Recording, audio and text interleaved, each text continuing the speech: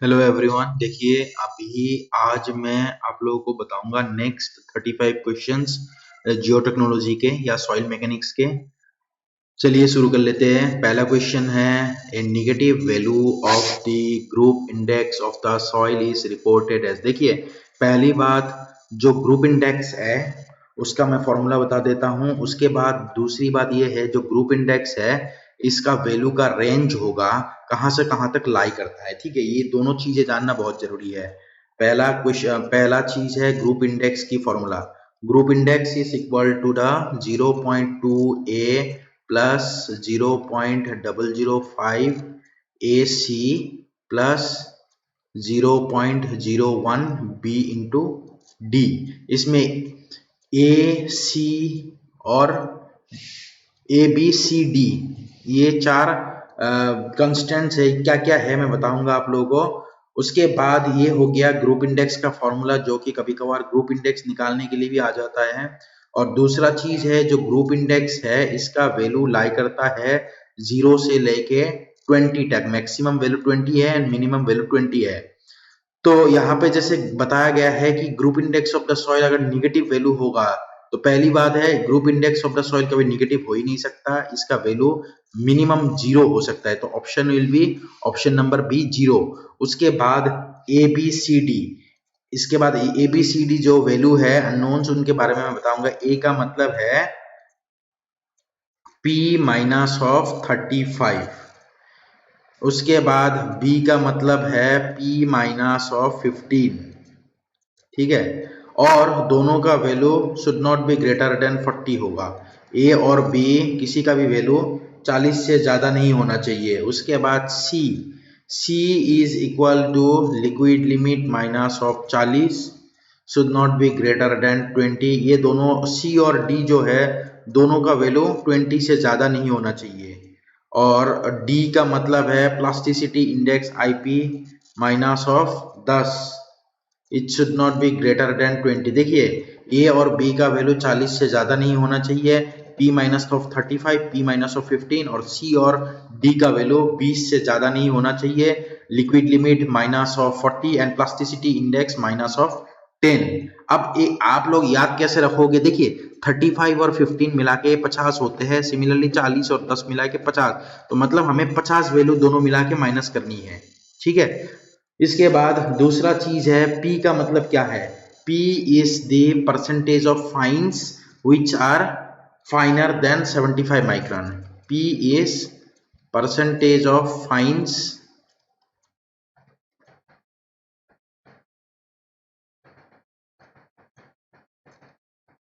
फाइनर than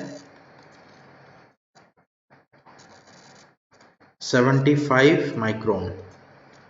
75 micron से जितना भी फाइनर मटेरियल्स है, पार्टिकल्स है, those particles are called as P।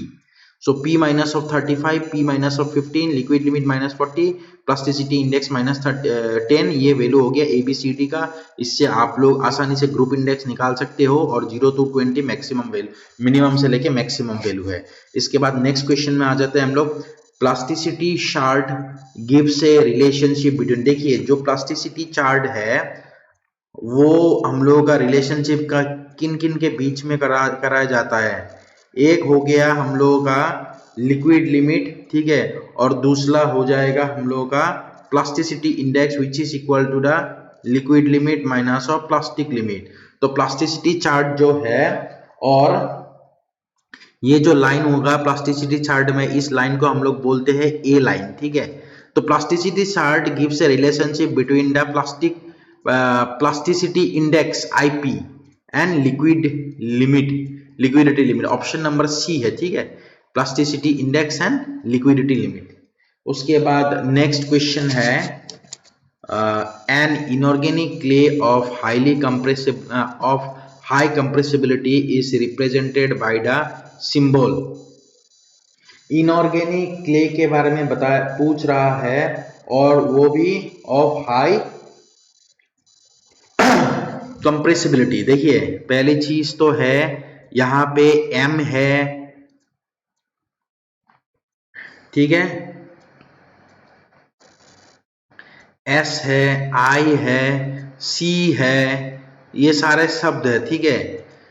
आई का मतलब है हम लोगों का इंटरमीडिएट, हाई एच का मतलब हो गया हम लोगों का हाई, और यहाँ पे एल नहीं है, एल रहेगा तो लो होगा। उसके बाद सी का मतलब हो जाएगा क्ले, एंड सिल्ट का मतलब हो जाएगा हम लोगों का एम, ठीक है। सिल्ट हो जाएगा हम लोगों का एम। और यहाँ पे क्या है, एक एस दे के रखा है, दैट एस स्टैंड्स फॉर, मैं लिख देता हूं, एस का मतलब है सैंड, एम का मतलब है सिल्ट, आई का मतलब है हम लोग की इंटरमीडिएट, ठीक है, इंटरमीडिएट मतलब मीडियम वैल्यू, एच का मतलब है हम लोगों की हाई वैल्यू, और एल का मतलब है हम लोगों का लो वैल्यू। अब हमें पूछा गया हाई और क्ले, सो एक तो एच होना होगा और एक सी होना होगा, ठीक है। So option will be option number B, ठीक है। इसके बाद नेक्स्ट है, और कभी कभार जी के बारे में भी दिया जाता है, जी इज नोन एज ग्रेवल, ठीक है। जी का मतलब है ग्रेवल, एस का मतलब हो गया सैंड, एम का मतलब हो गया सिल्ट, और सी का मतलब हो गया क्ले, ठीक है। सी का मतलब है क्ले, तो यहाँ सी और एच होगा। उसके बाद नेक्स्ट क्वेश्चन है, uniformity coefficient of well graded soil, the uniformity coefficient of the well graded soil के बारे में पूछा गया है। अब जो सॉइल है उसका यूनिफॉर्मिटी कोफिशिएंट, देखिए दो चीजें हैं, एक तो है कि यूनिफॉर्मिटी कोफिशिएंट जो है, coefficient of uniformity and coefficient of curvature. Coefficient of curvature जो है वो हमेशा ही 1 से लेके 3 के बीच में होगा, चाहे वो सैंड हो या ग्रेवल हो, दोनों के लिए कोफिशिएंट ऑफ कर्वेचर 1 से लेके 3 तक वेरी करता है। लेकिन कोफिशिएंट ऑफ यूनिफॉर्मिटी जो है वो ग्रेटर देन 6 होगा फॉर सैंड, और coefficient of uniformity greater than 4 होगा फॉर ग्रेवल। और ये सब क्या, कौन सा चीज है, चाहे वो सैंड हो चाहे वो ग्रेवल हो, सब वेल ग्रेडेड है, ठीक है। वेल ग्रेडेड सैंड या वेल ग्रेडेड ग्रेवल, तो उनके coefficient of uniformity greater than 6 है एंड ग्रेटर देन 4 है। तो वेल ग्रेडेड सॉइल के बारे में अभी हम लोग को पूछ रहा है, इनमें से कौन सा ऑप्शन होगा। इनमें से ये वाला ऑप्शन तो प्रेजेंट है नहीं, तो ये वाला ऑप्शन है, तो इसी ऑप्शन को हम लोग टिक करेंगे, that is uniformity coefficient of well graded soil is greater than 6। उसके बाद नेक्स्ट है uniformity coefficient of A soil, the uniformity coefficient of A soil is कितना होगा, कोई भी सॉइल का यूनिफॉर्मिटी कोफिशिएंट जो है, this is always greater than और equal to 1, always greater than और इक्वल टू 1 है, तो इसका मतलब है option will be option number D. Next है the coefficient of curvature for a well graded soil must be in the range of coefficient of curvature। अभी मैंने बताया था coefficient of curvature जो है 1 से लेके 3 के बीच में लाई करता है। तो अगर ये ऑप्शन देखा जाए, यहाँ पे कोई ऐसा ऑप्शन है नहीं, so the option will be none of the above. उसके बाद नेक्स्ट है the effective size of the particle is denoted by, किससे हम लोग डिनोट करते हैं,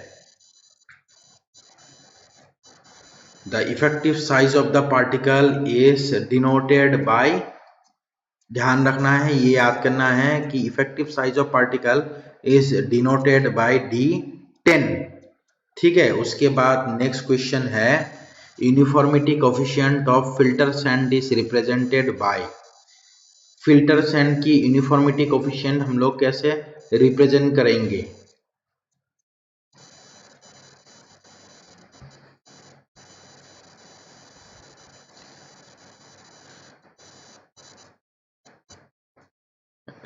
हम लोग रिप्रेजेंट करेंगे by the help of coefficient of curvature which is equal to uniformity coefficient of filters and is represented by D60 by D10, ठीक है, D60 by D10।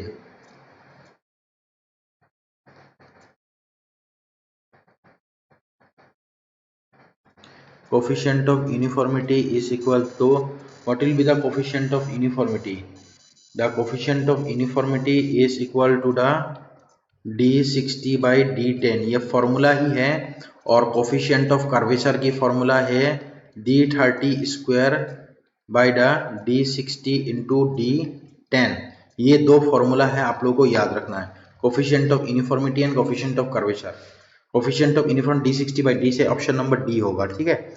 इसके बाद नेक्स्ट क्वेश्चन है the coefficient of gradation and the coefficient of uniformity of a given soil sample is 1 and 4 respectively. The ratio of the effective size to the diameter through which 30% of the total mass is passed is कितना होगा?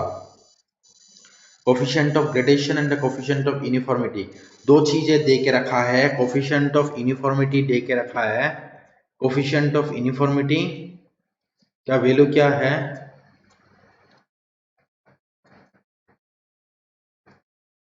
Coefficient of uniformity of a given soil and coefficient of uniformity, coefficient of uniformity, ठीक है, coefficient of uniformity is equal to the D60 by D10, ठीक है। उसका value दे के रखा है 4, और उसके बाद the coefficient of gradation, the coefficient of gradation and coefficient of uniformity of soil sample 1 and 4। Gradation का वैल्यू दे के रखा है। ग्रेडेशन का मतलब क्या है?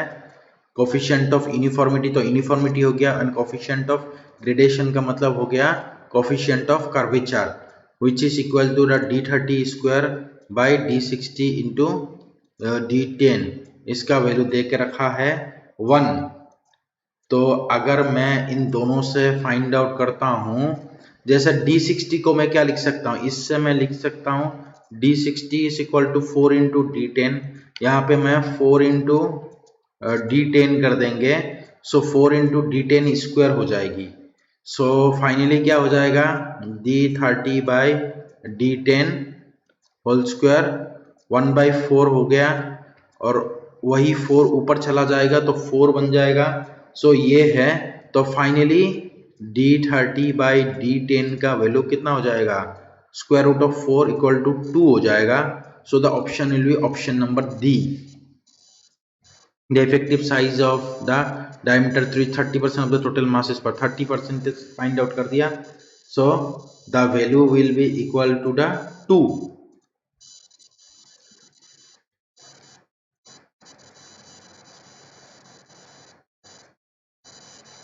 ठीक है, option will be option number D. उसके बाद नेक्स्ट क्वेश्चन है which of the following shows the correct order of increasing surface area of the given soil। अगर 4 ऑप्शन है, अगर इन चारों ऑप्शन में से हमें देखा, मतलब हम लोग देखे, तो उनमें से सबसे जो एरिया होगा, सरफेस एरिया, वो होगा कोलॉइड्स की, उसके बाद क्ले का, उसके बाद सिल्ट का, उसके बाद सैंड का, ठीक है। सबसे ज्यादा कोलॉइड्स, क्ले, उसके बाद sand, gravels, cobbles, boulders. As the size of the particle increases, surface area of the particle decreases. देखिए, सरफेस एरिया जो है साइज के वाइस वर्सा है। सरफेस एरिया, ये आप लोग को याद रखना है कि जो सरफेस एरिया है that is inversely proportional to the size. अब सबसे ज्यादा जो साइज है वो हो गया आप लोगों का इनमें से मटेरियल्स में से सैंड, सिल्ट एंड ग्रेवल। सबसे छोटा कौन सा है? अगर देखा जाए सबसे छोटा जो है वो कोलॉइड्स है, उसके बाद क्ले है, सिल्ट है, और उसके बाद सैंड है। लेकिन कॉलॉइड्स, यहाँ पे ऐसा कोई ऑप्शन नहीं है जिसमें सबसे छोटा जो है, कॉलॉइड्स तो दिखा दिया, जैसे इस ऑप्शन में कॉलॉइड छोटा दिखा रहा है, लेकिन उसके बाद सैंड दिखा रहा है, लेकिन उसके बाद क्ले होना चाहिए, तो option will be option number C. Surface area और साइज, सबसे छोटा साइज कॉलॉइड्स की है, उसके बाद क्ले का है, उसके बाद सिल्ट का है, उसके बाद सैंड का है, तो ये ऑप्शन हो जाएगा, क्योंकि सरफेस एरिया सबसे, जब छोटा पार्टिकल होता है उसी का सरफेस एरिया सबसे ज्यादा होता है, ठीक है। उसके बाद नेक्स्ट क्वेश्चन में आ जाते हैं हम लोग, which of the following expression represents the correct value of coefficient of curvature. Coefficient of curvature is equal to d30 square by the d60 into d10, ये ऑलरेडी फॉर्मूला अभी अभी मैंने बताया था कोफिशिएंट ऑफ कर्वेचर की formula. उसके बाद next question है the coefficient of curvature for the well graded soil. Coefficient of curvature जो है वो कितने के बीच में लाई करना, अभी अभी मैंने बताया था it should lie between 1 to 3, so option will be option number B. On a grading curve the gap grading is represented by, देखिए गैप ग्रेडिंग कैसे रिप्रेजेंट किया जाएगा, गैप ग्रेडिंग जो है हम लोग उसको रिप्रेजेंट करेंगे, कैसे रिप्रेजेंट करेंगे, the gap grading will be represented by A one type of horizontal line, ठीक है, हॉरिजॉन्टल लाइन से हम लोग उसको रिप्रेजेंट करेंगे, ठीक है।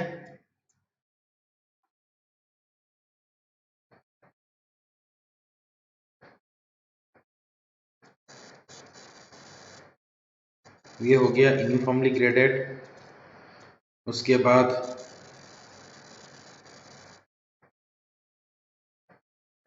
ठीक है, सो गैप, तो आप लोग को ये ध्यान रखना है जो गैप ग्रेडेड है, गैप ग्रेडिंग है, gap graded material, this one is represented bye A one type of horizontal line, एक हॉरिजॉन्टल लाइन है जिसके थ्रू हम लोग उसको शो करते हैं या दिखाते हैं, ठीक है।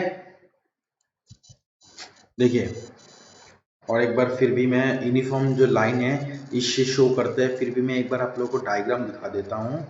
जो डायग्राम है ये कैसे दिखाया जाता है मैं बता रहा हूँ।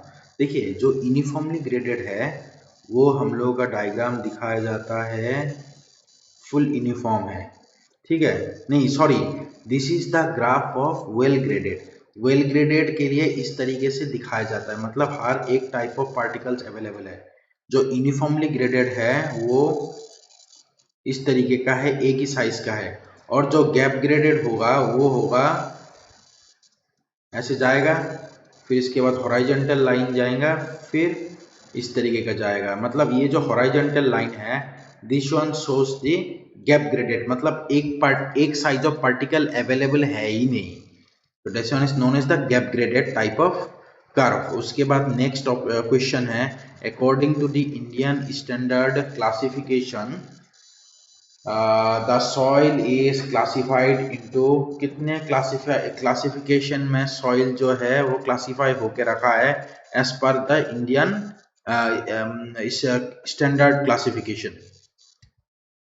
तो अगर इस क्वेश्चन को देखा जाए तो कितना ग्रुप्स होगा जिसमें सॉइल क्लासिफाइड है, the answer will be 18 groups. ये क्वेश्चन आप लोगों को याद रखना है कि कितना ग्रुप में सब डिवाइडेड होके रखा है या डिवीजन होकर डिवाइडेड होके रखा है, सॉइल 18 ग्रुप्स। उसके बाद नेक्स्ट क्वेश्चन है द टफनेस इंडेक्स। देखिए टफनेस इंडेक्स मैंने पहले भी बताया था पहले वीडियोस में कि टफनेस इंडेक्स जो होता है it is the ratio of the plasticity index to the flow index. तो यहाँ पे कौन सा ऑप्शन होगा, plasticity index to the flow option, option number D होगा।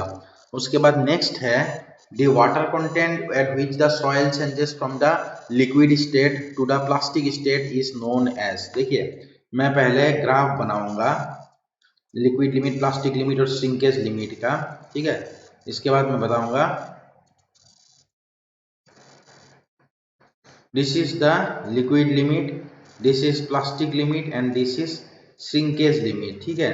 अगर इसको देखा जाए the soil which passes from the liquid state to plastic state to semi solid state, उसके बाद semi solid state to the solid state, देखिए, the water content at which the soil passes from the liquid state to the plastic state is called liquid limit. Option कौन सा होगा? Liquid limit. अगर पूछा जाए the water content at which the soil passes from the plastic state to the semi solid state, तो वो हो जाएगा plastic limit.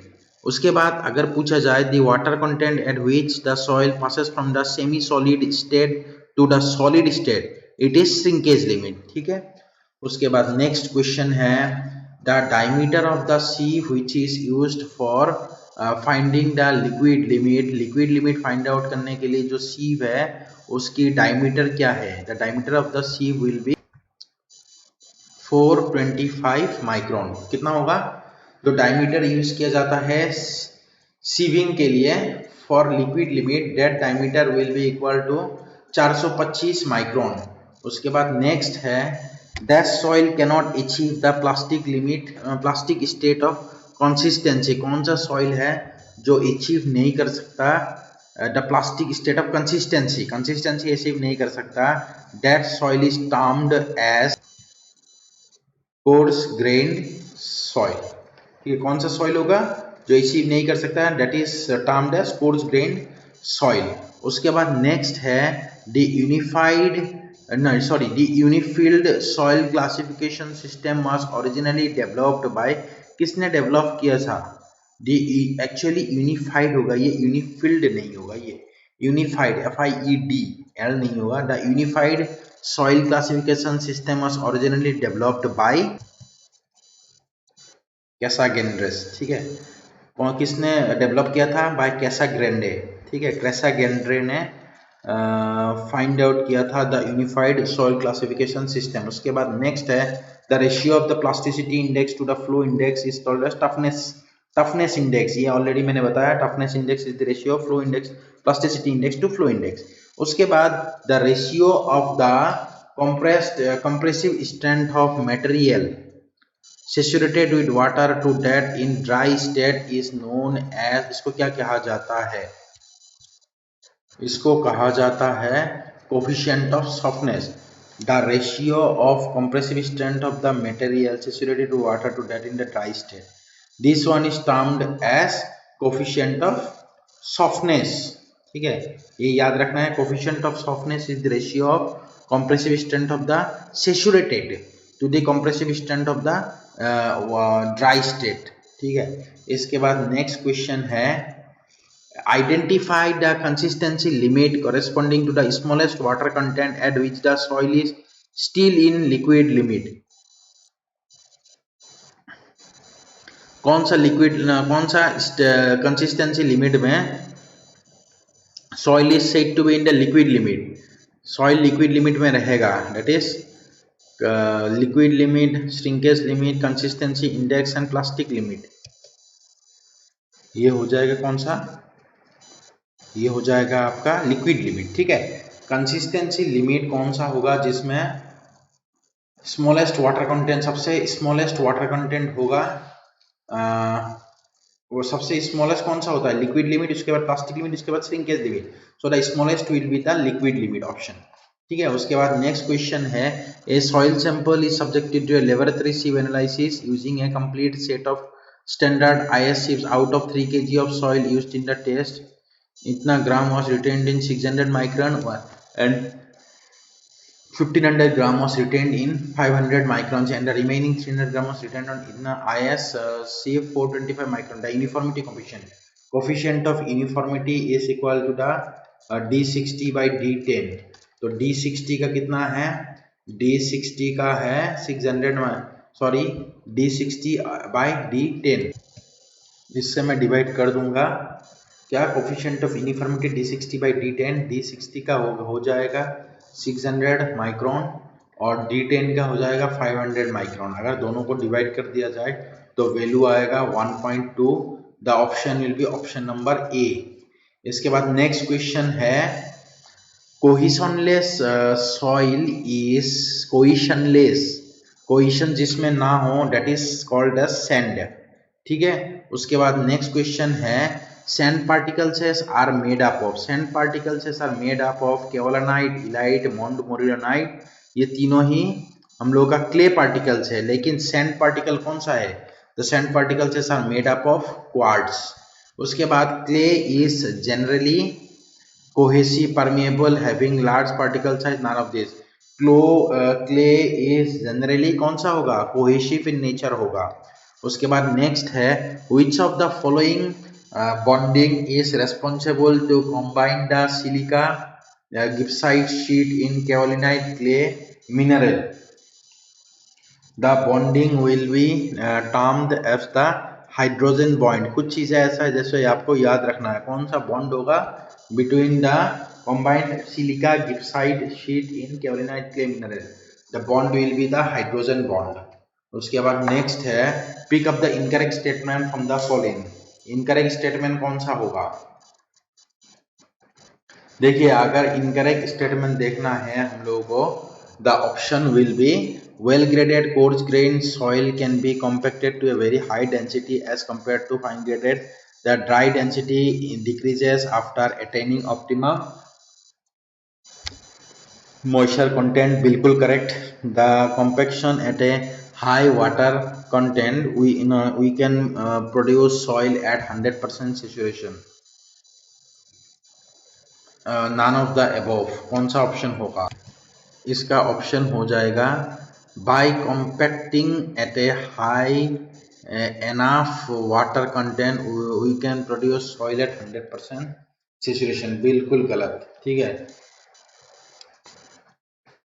We can achieve soil at by compacting at high enough water content we can produce soil at 100% saturation। नहीं है, कितने percent saturation में हम लोग ऑप्टेन करते हैं? At a saturation of 85% to the 95%, not 100%। ठीक है। इसके बाद नेक्स्ट क्वेश्चन हो गया आपका optimum moisture content is obtained from। Optimum moisture content is obtained from the कौन सी टेस्ट है? ऑप्टिमम मॉइस्चर कंटेंट ट्राइएक्सियल टेस्ट, बिल्कुल गलत। स्टैंडर्ड प्रॉक्टर टेस्ट जो कि कॉम्पैक्शन के लिए यूज किया जाता है, और उसके बाद कंसोलिडेशन टेस्ट, बिल्कुल गलत। और हाइड्रोमीटर टेस्ट, बिल्कुल गलत। The option will be standard Proctor test. देखिए, जो ऑप्टिमम मॉइस्चर कंटेंट होगा या तो हम लोग उसको ऑब्टेन करेंगे by the help of standard Proctor test या मॉडिफाइड प्रॉक्टर टेस्ट, दो टेस्ट। उसके बाद नेक्स्ट क्वेश्चन है pick up the incorrect statement from the following. Lead, what is the lead? The lead is the one type of average horizontal straight distance between the borrow pit and the place of spreading soil. The lead is calculated for each block of the extracted area.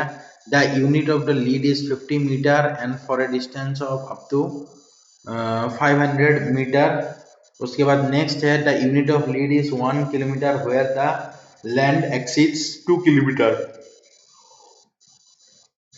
अगर देखा जाए ये चार option है, इन चारों में से हमें हमें चूज करना होगा। The option will be option number D. The unit of lead is 1 kilometre where the land exceeds 2 kilometre. This is the incorrect option या रॉन्ग आंसर। ठीक है। उसके बाद नेक्स्ट क्वेश्चन है the property of the soil which permits water to percolate through it। that property of the soil, इस property को हम लोग क्या कहते हैं? जिसके थ्रू वो परमिट कर देता है, पानी को पास करने के लिए प्रोवाइड कर देते हैं। that property is called as the permeability। ठीक है, permeability कहते हैं। if the depth of moist sand in a cylinder is 15 centimeter and the depth of the sand when fully inundated with water is 12 centimeter, then what is the bulking of the moist sand? Bulking of the moist sand is equal to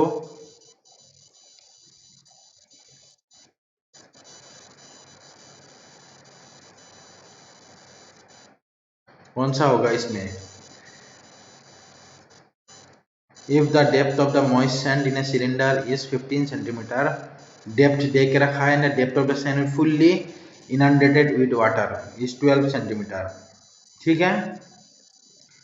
जो moist sand है उसका height है 15 centimetre और जो dry sand है उसका height है 12 centimetre. What is the bulking of the moist sand? The bulking of the moist sand is equal to bulking what will be the bulking of moist sand? The bulking of the moist sand is equal to कितना increase हुआ है 15 minus of 12 divided by 12 which is equal to the 0.25. so 0.25% bulking हुआ है. उसके बाद next option है which of the following type of roller is most suitable for proof rolling subgrade and for finish operation of fields with clay or sandy soil. Which type of roller is most suitable? That roller is actually termed as the for the clay. ध्यान रखना clay के लिए use होता है. That roller is ship foot roller जो है और उसके बाद ship foot wheel roller, vibratory roller और pneumatic rubber tire roller. The what will be the option? The option will be option number A, that is pneumatic या pneumatic.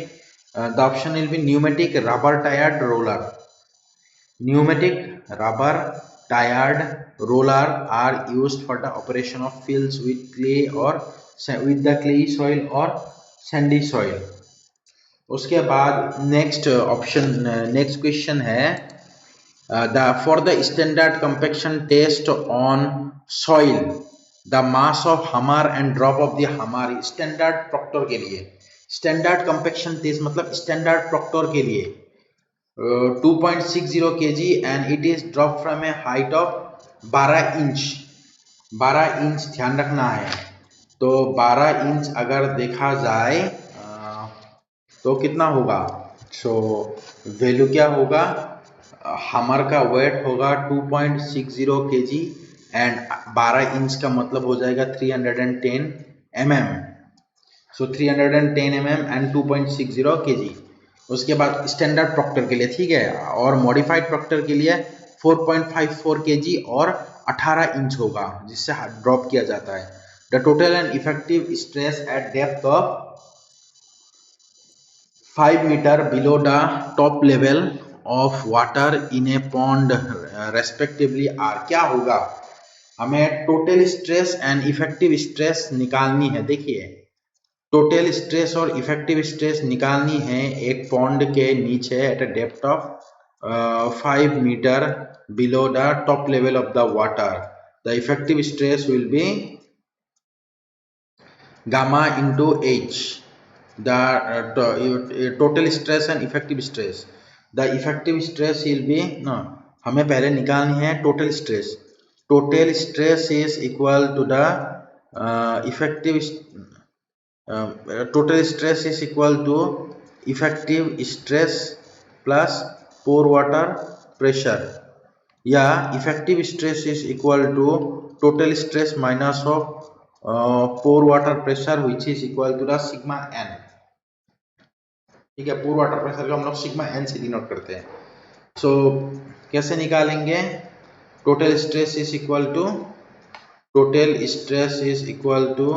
Effective stress plus pore water pressure. इस तरीके से हम लोग को final formula जो है वो दिखानी है. Total stress is equal to the effective stress plus pore water pressure. उसके बाद नेक्स्ट हमें क्या करना है? हमें निकालनी है total stress. The total stress is equal to the gamma into the H. So unit weight of the water into the H which is equal to the 1000 kg per meter cube into the 5 is equal to कितना होगा? 1000 into the 5 1000 kg per meter cube into 5. लेकिन यहाँ पे metre cube है, हमें centimetre में चाहिए. तो वैल्यू हो जाएगी फाइनली जो है 1000 kg पर मीटर क्यूब. अगर हमें सेंटीमीटर क्यूब में कन्वर्ट करनी है तो हमें यहाँ पे क्या होगा? 100 और 100 3 बार 100 से डिवाइड करना होगा. तो फाइनली जो वैल्यू होगा वो कितना होगा? फाइनली जो वैल्यू होगा that value will be equal to 10 to the power of -3. So finally हो जाएगा this one will be equal to 10⁻³ हो जाएगा इंटू 5। सो 5 इंटू 10⁻³ वैल्यू हो जाएगा। और उसके बाद नेक्स्ट वैल्यू क्या होगा, और ये भी 5 मीटर में है तो 5 को हम लोग क्या कर देंगे, मीटर से सेंटीमीटर में कन्वर्ट हुआ 100 से मल्टीप्लाई कर देंगे। सो वैल्यू हो जाएगी 0.5 finally. So 0.5 is the total stress and effective stress क्या हो जाएगी, इफेक्टिव स्ट्रेस हो जाएगा total stress minus of pore water pressure which is equal to, अगर टोटल स्ट्रेस की वैल्यू है 0.5, effective stress is equal to total stress minus of pore water pressure. Pore water pressure मतलब water का pressure हो जाएगी हम लोग की unit weight of the water into the H. So unit weight of the water into the H अगर मैं करता हूं तो वैल्यू आएगी फिर से 0.5, जो कि इफेक्टिव स्ट्रेस का वैल्यू हो जाएगा 0। So option will be option number B, that is 0.5 and 0। आप लोग को ये ध्यान रखना है टोटल स्ट्रेस की फॉर्मूला है gamma into H. H is the depth at which we need to find out, and water pressure हो जाएगी unit weight of the water into the H, unit weight of water into the H. लेकिन total stress जरूरी नहीं है कि unit weight of water ही होगा, अगर दूसरा सॉलिड होते तो दूसरा unit weight of that solid होते, ठीक है। तो इस तरीके से हमें माइनस करना है इफेक्टिव स्ट्रेस के लिए, total stress minus of pore water pressure which will give us the result as effective stress, ठीक है। तो इस तरीके से हमें फाइंड आउट करना है, क्लियर, ठीक है। बस आज के लिए इतना ही है, बाकी मैं नेक्स्ट कल तक मैं आप लोगों को बताऊंगा नेक्स्ट वीडियो जिसमें और 35 क्वेश्चंस रहेगा जियो टेक्निकल इंजीनियरिंग का या सॉइल मैकेनिक्स का, ठीक है। और अगर किसी ने सब्सक्राइब नहीं किया है please subscribe the channel and stay updated, thank you. और कोई डाउट वगैरह हो तो यू कैन कमेंट, ठीक है।